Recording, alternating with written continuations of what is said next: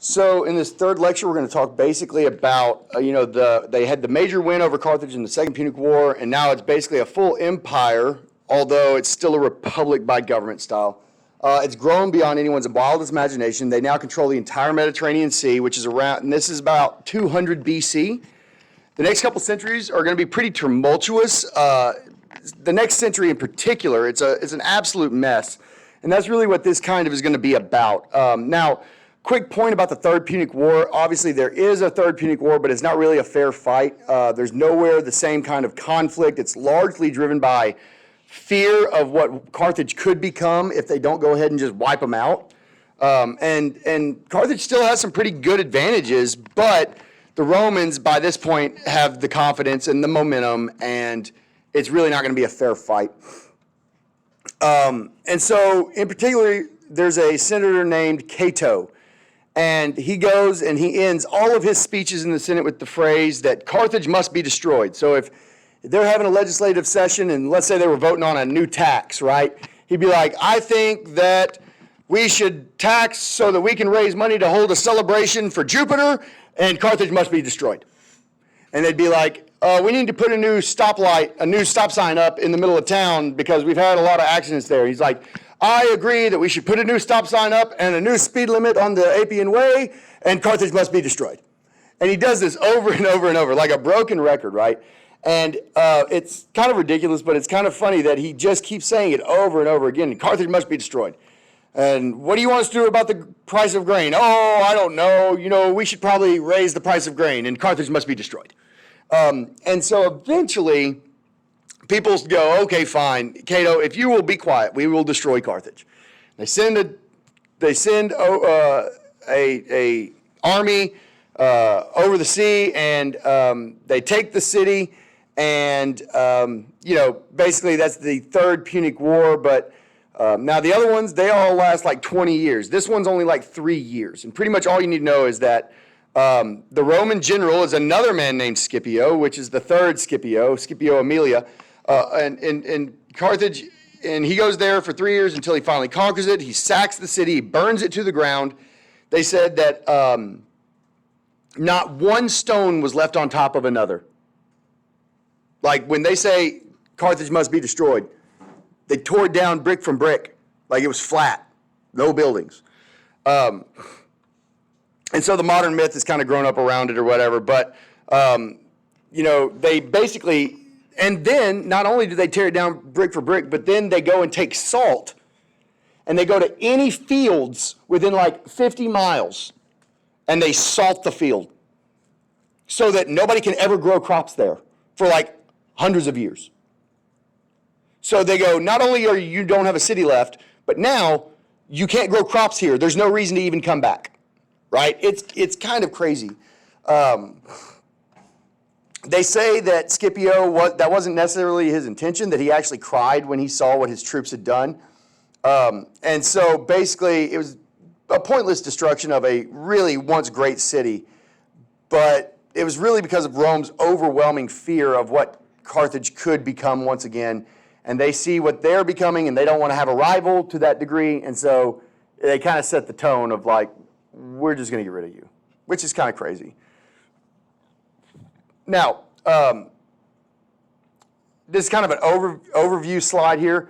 It's kind of a good one to return to. By 262, Rome controls all of Italy, makes them a formidable kingdom, which is still a republic. But they are, in terms of size, they're a kingdom. And they are a major player now in regional politics, but it's not yet the Roman Empire. They start to expand into the Mediterranean. It brought them into conflict with Carthage, right, that we talked about, and now they control all of the western half of the Mediterranean. Then they're going to go on and conquer Greece and parts of Turkey, and basically by 50 BC, Rome controls all of the Mediterranean and much of Europe. And then that's going to basically take us up to like Caesar, which is where we're going to kind of get to today. But it doesn't mean that, just because they're winning all this stuff, that it's all sunshine and rainbows. It's really not. And this kind of shows a little bit of a darker truth that there's the seedy underbelly of Rome. There's major unrest in Rome itself. There's a major gap between the wealthy and the poor. There's major series of divisions. that is going to start the idea of social reform by guys like Tiberius and Gaius Gracchi. They're going to, and they become tribunes who basically they're going to legislate changes and designate how they're going to improve the fate and the lives of plebeians to become equal with patricians. Tiberius is best known for his attempt to basically legislate an agrarian reform, and he ends up being murdered by the senators because they don't want agrarian reform. That just means like he wants to redistribute land. He wants to take land from the senators and the rich people and give it to poor people. And they're like, no, shink, shink, shink, shink, shink. And they kill him. Yeah. He basically, and here's what he said, Tiberius proposed that no one citizen should possess more than basically 500 agora of public land, or like acres kind of. So no rich person should have more than 500 acres of land. You had people that had like tens of thousands. They're like, well, if I can't have more than 500, what are you going to do with my other? And he was like, we're going to give it to poor people. And they were like, oh, yeah, you're going to die. For sure, we're killing you. He said there's just a limit to how much land any wealthy person could hold, and an excess land would be confiscated, redistributed to poor people and homeless into small plots of 30 agora. Naturally, the Senate hated that proposal because they're the ones who own the most land, and they're supposed to be divvying it up as they conquer new territories, but the soldiers are not getting what they're supposed to be getting, right? And it's leaving them, they're doing the ones fighting, and then the senators and elites are exploiting this system. And unfortunately, human history shows us that when you don't give people what they want and what you promise them, they're not going to be happy with you. And so that kind of becomes true as well, and the Senate becomes very, very unpopular. Meanwhile, because of this proposal, it's very popular with plebeians. And it actually creates this real tension, almost a civil war of sorts. And there's riots and all this stuff. Now, the main opponent for all of this was a guy named Marcus Octavius, who was another tribune who actually vetoed it. And there was, remember, the tribunes actually have power of veto. So Tiberius introduces this bill. He's about to get it passed.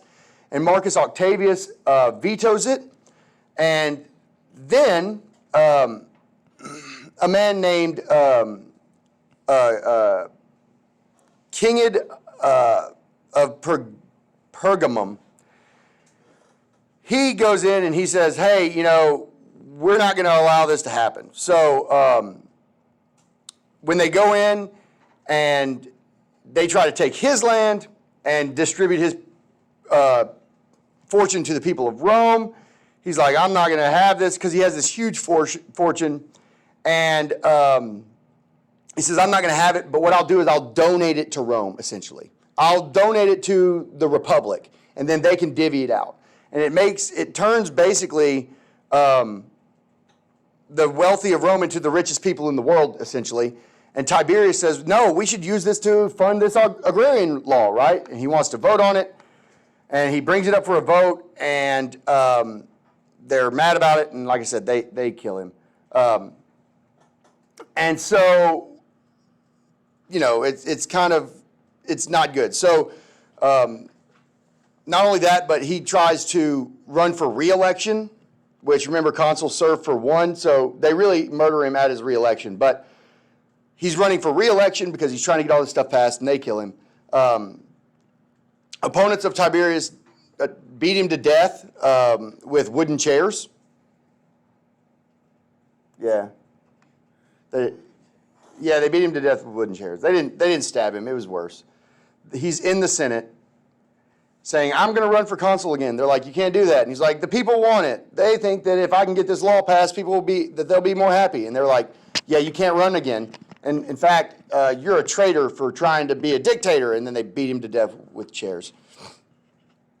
And it marks a turning point in Roman history. And unfortunately, it becomes a very violent place. And the political office of tribune kind of ends up being a very violent position, in all honesty. Now, he's succeeded by his younger brother, Gaius, and he's also a social reformer. He's considered to be a little bit more complex than Tiberius. He had a much clearer legislative agenda, beyond just land reform, and he wanted to help people receive the land that they were supposed to in the military, because, that was one thing, that the military was supposed to be getting their land. That had always been a promise of Rome. And he says, if you're over 17, the state will basically pay for your military equipment, which means that you can just join the military and we'll pay for your training. You don't have to, train yourself and buy your own sword and buy your own armor. We'll pay for it. And these are really important changes. He wants the military to be kind of state subsidized. And just like his brother, again, he's kind of, ends up being guilty by association on the idea of like, he's just, unreasonable. But for us, those are pretty reasonable things. But again, he also gets assassinated because the rich people don't want to change. They don't want to pay extra money or extra taxes or lose their land or do any of this. The patricians don't, and they're going to murder him as well. So obviously Rome's in a pretty turbulent time, and it's going to get much worse. So this is an empire that should be flourishing, but it's actually not because of this internal conflict.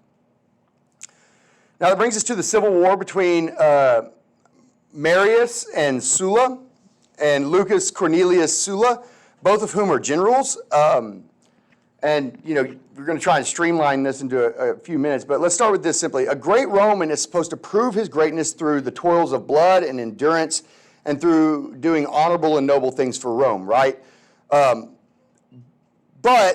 also, you're not supposed to get too powerful or we'll take you down, right? If you get too powerful, too popular, we'll take you down. And so this story is really complex. Sulla, however you say it, but served under Marius. And Marius is the older guy on the left. Sulla's actually in Marius's army for a while. And they have a little bit of trouble, and it escalates during a series of events called the Mithridatic War. And it's named after a man named Mithridates of Pontus, who comes in 104. He invades Roman territory and basically commanded his soldiers to kill all the Italians they could.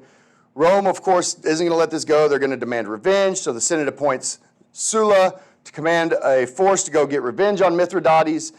And again, this is a perfect ordeal of blood and sweat that Sulla wants to show his greatness and his glory. And it's a chance for glory, And it's a chance of a lifetime for a Roman like Sulla. So, however, the tribune Rufus actually blocks the order, calls Marius, who's already retired at this point, he calls him out of retirement, and he says, instead of Sulla going and making a name for himself, we're going to give it to this old retired general who's nearly in his 70s, and we're going to give him a chance for the last bit of glory, right? We're going to let him go lead this army against Mithridates. And so Sulla's already like, dude, you already gave it to me. You can't give it to him. And so he sees this as victory and glory being stolen from him and the spoils of war being stolen from him. But he realizes that his army is really loyal to him. Okay? And this becomes a major key factor on some of these people that end up taking over later on. Sulla's army is very loyal to him. He has about 30,000 troops. And so he says, no, I'm not going to allow this to happen. I'm going to march on Rome with my 30,000 troops. And remember, you read Plutarch, and you read about when it came to Alexander, and you're going to read some more when Plutarch writes about Sulla. And this is Plutarch right here. Sulla shouted orders as he set fire to houses. In seizing and blazing torches, lit the way for himself. Or his archers to use fireballs and shoot them onto the roofs. He did this not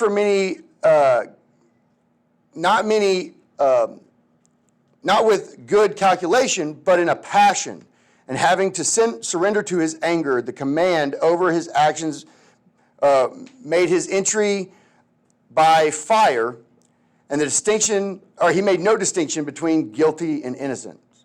So, again, Plutarch's kind of hard to read sometimes. But basically, he goes in, sets fire to people's houses in Rome, and he sets fire to Marius' house, which is the guy that had basically taken his command. He set fire to Rufus's house because that's the guy that gave the command. And so he's taken Rome, and Marius has to flee for his life. He flees to Africa. Sulla becomes public enemy number one.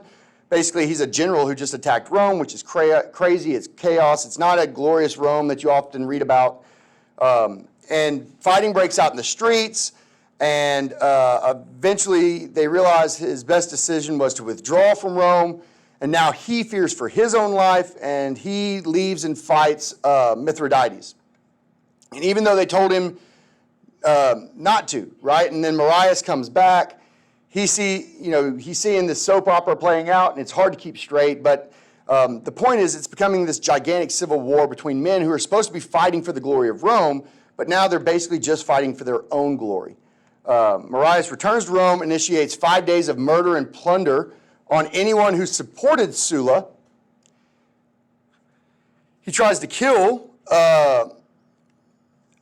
Sulla, and then he gets declared consul, and because he's really old, he dies, which is probably of natural causes, pretty shortly after that. Sulla refused to obey a summons to come back to the city to face trial. He's like, no, I'm not coming back there. You're going to kill me, right? And I kind of understand his point there. He continues eastward to defeat Mithridates and also crush a rebellion in Greece.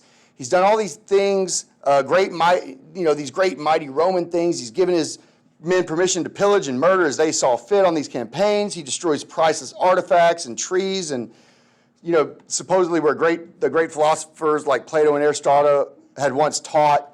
And it's quite sad that he destroys all of these things. He destroys the Acropolis in Athens, and they round up 10,000 of his enemies, and they supposedly throw them in a river to kill them. At this point, the Senate perhaps wisely acknowledges that through his victories, he has kind of made up for all of his problem and names him dictator, granting him immunity from all his past actions, and what he's done has been so great that they forgive him. And so one of his first acts as dictator is to gather up the ashes of Marius' body and throw them in the river. So the dude's vengeful, like he's crazy. And all of Marius' supporters are executed. He kills like 80 senators and like 2,600 other like elite people in Rome, just executes them. And it's kind of this reign of terror, right? And it's a bloody reign of terror that this dictator kind of has. And the Senate is left depleted.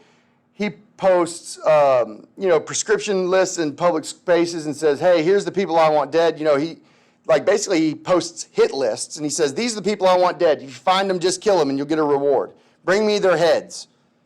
I mean, this dude's crazy. And this is all the backdrop of the more popular Julius Roman and famous Roman Julius Caesar. Like I said, we're basically in the 80s BC for all this stuff with Marius and Sulla, but Rome is not a healthy place. It may be powerful, it may be growing out in the territories, but Rome is having a major identity crisis. And then when we look at the life of Caesar, we have to understand that Caesar is kind of growing up in all of this stuff going on.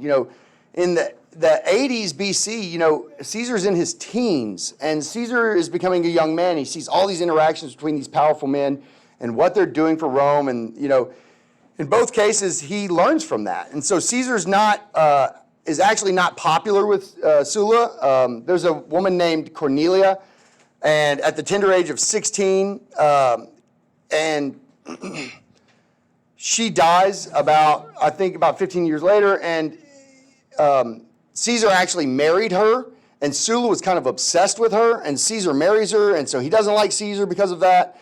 And then when she dies, first Sulla says, you have to divorce her. And Caesar's like, no, I'm not going to do that. And so he says, well, Caesar, I'm taking all of your property.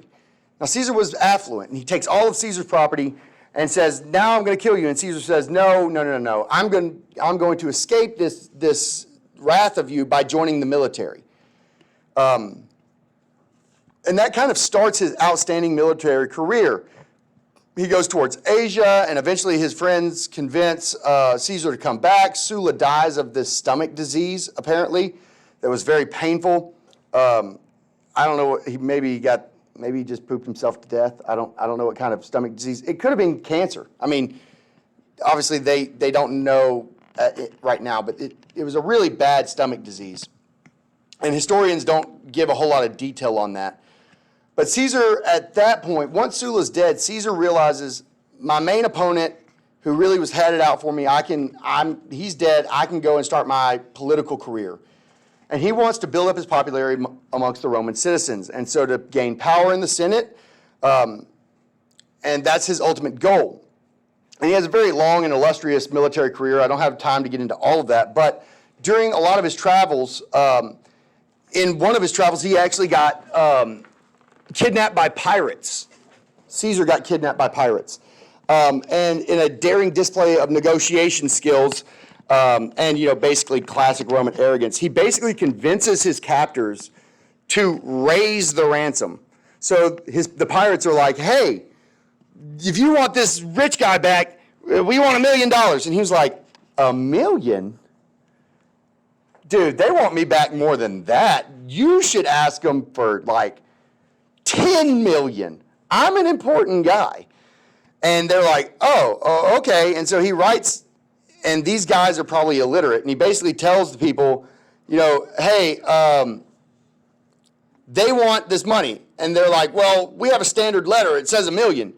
They wrote us a bunch of them, so when we captured people, we could just hand them out. He's like, no, 10 million. They were like, well, we don't have a letter, and none of us can read and write, so we can only ask for $1 million. He said, dude, I'll write it for you.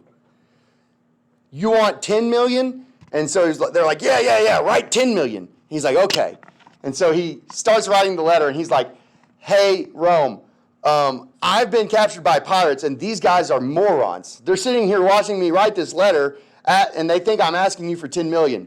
But here's what I want you to do. Send the Navy and the Army and come kill all of these morons so that I can come back home. And they're like, does it say 10 million? He's like, yeah, it says 10 million. They're going to definitely send this. I'm an important guy.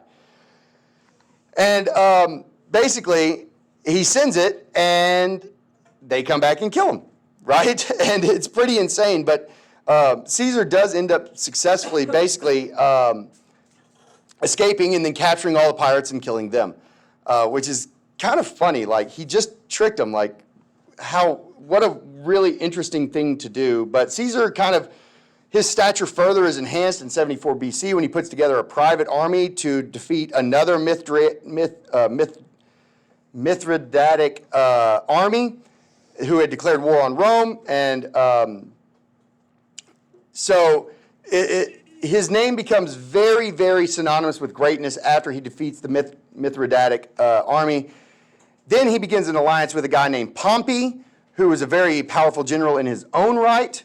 Pompey will eventually have real concerns about Caesar, but before that, they're like best friends. They actually form the first triumvirate later on. And, triumvirate means three, and that's kind of the key word there. But Pompey and Caesar, and then a third man who's actually the wealthiest man in all of Rome named Marcus Crassus. And the idea behind the triumvirate was Pompey and Caesar are both superpowers, and if they're in alliance, they can just take over everything. And if they fight if they fight each other, you're going to end up with another, Marius and Sulla situation. So, and that's what people were afraid of. So then you have the third person, Crassus, who's basically going to keep everybody honest because he's the money guy. And he has a lot of power. And unfortunately, Crassus goes and gets himself killed trying to fight the Persians all the way out east. And when he dies, the triumvirate falls apart, and it's kind of a bad situation.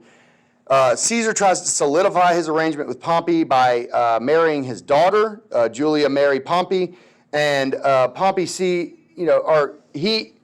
Pompey marries Caesar's daughter, and Pompey really seems to love her very much, but then she dies unexpectedly, and even though it's no one's fault, obviously that's going to create a tension between the two men. And then Caesar goes off to fight in Gaul, and Gaul is basically France. It's a very wealthy area, very largely populated. There's a lot of people in Gaul, even modern-day France and Belgium. And Caesar builds this huge army and begins a campaign, and it's going to basically cement his status that Julius ends up with, this great and powerful Roman that we know him as today. And he campaigns there between 58 and 50 BC. He conquers Gaul up to the Rhine River. He expands his reach. He develops very clever, brutal, ruthless reputation. He waits up. In one instance, he actually waited until his opponent's water supply dries up. And then he wrote a word in the hands, then he says that all the hands of the survivors should be cut off, right? So he makes it to where they're so thirsty that they give up, and then he cuts off their hands. This is not someone that should be messed with. And all the while, he's very mindful about what's going on back home in Rome. And he's got this political agent that's hired on his behalf, and he's now, the most famous Roman. And Pompey and his powerful prestige group become very envious. Meanwhile, like I said, Crassus has these issues with Pompey. He goes and gets killed, and the triumvirate falls apart when this happy Pompey basically says, Caesar's too powerful. Caesar, disband your army, come back home to Rome as a private citizen, because he's afraid that Caesar's going to try and take over.